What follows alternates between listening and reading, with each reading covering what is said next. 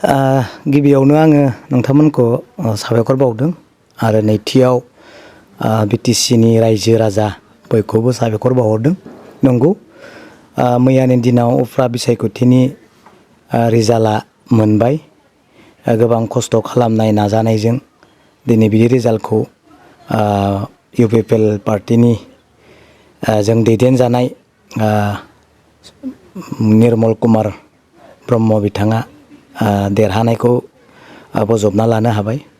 बेयाव जेननाय देरहायाथ' थाखायो नङा होमबा। दा आं मैयाबो कंग्रेसुलेसन होदों। जोंबो नाजायाखै नङा, बहुद नाजादों।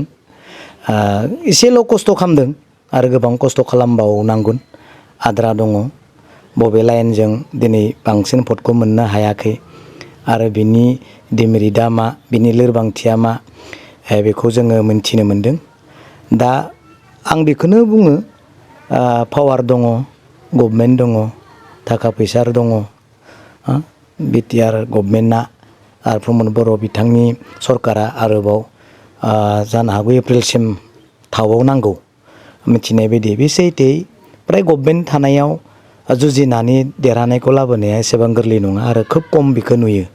दा बे सैथोयै बिथांमोना देरहाबाय।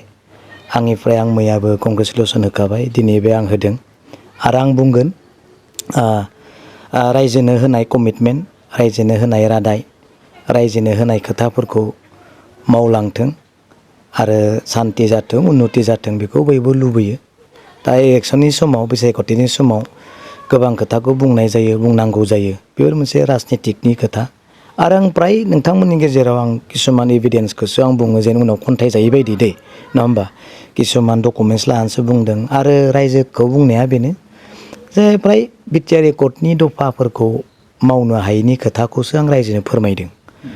हायाखै आरो बबेयावबा हादोंबा हादों, आं बेखौ बुंबोदों।